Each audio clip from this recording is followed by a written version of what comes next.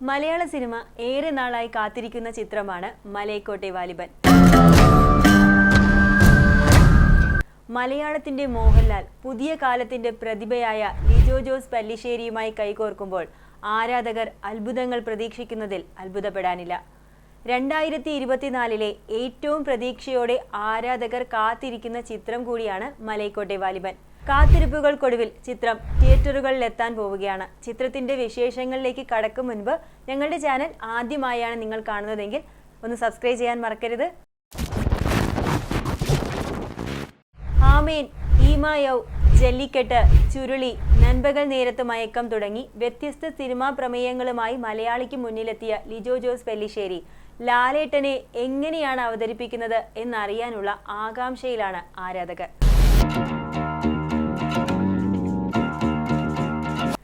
കഥ പറയാനും കഥ കേൾക്കാനും ഇഷ്ടമുള്ള മലയാളികളിലേക്ക് ഒരു നാടോടി കഥയുമായാണ് ലിജോ ഇത്തവണ എത്തുന്നത്.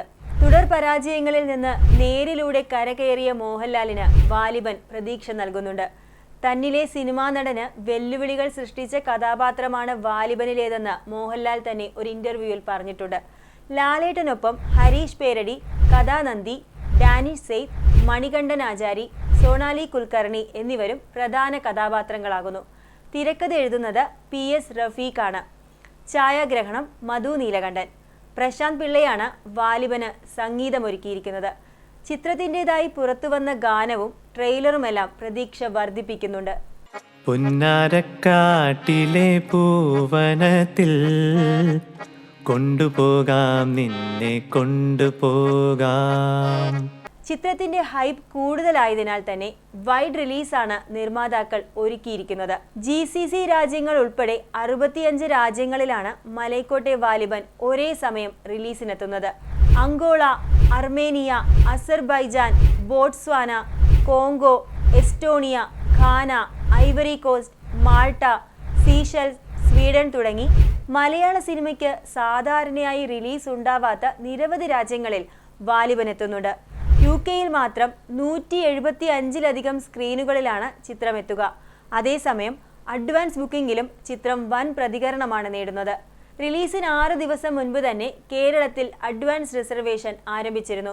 വിവിധ ബോക്സ് ഓഫീസ് ട്രാക്കർമാരുടെ കണക്കുകൾ അനുസരിച്ച് ചിത്രം കേരളത്തിൽ നിന്ന് ഇതുവരെ 2 കോടിക്കും 2.5 കോടിക്കുമിടയിൽ കളക്ട് ചെയ്തിട്ടുണ്ട്.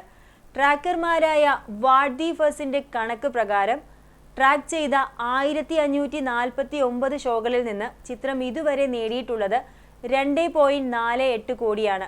റിലീസിന് 2 ദിവസം ശേഷിക്കെയുള്ള കണക്കാണ് ഇത്. ഈ ദിനങ്ങളിൽ ചിത്രം നേടുന്ന ബുക്കിങ്ങിനെ കൂടി ആശ്രയിച്ചാണ് ഓപ്പണിംഗ് കളക്ഷൻ എത്ര വരുമെന്ന് അനുമാനിക്കാനാവുന്നത്. ഏതായാലും മലയാളത്തിലെ എക്കാലത്തെയും മികച്ച ഓപ്പണിംഗ് കളക്ഷനുകളിൽ ഒന്ന് വാലിബൻ നേടുമെന്നാണ് ചലച്ചിത്ര വ്യവസായത്തിന്റെ പ്രതീക്ഷ.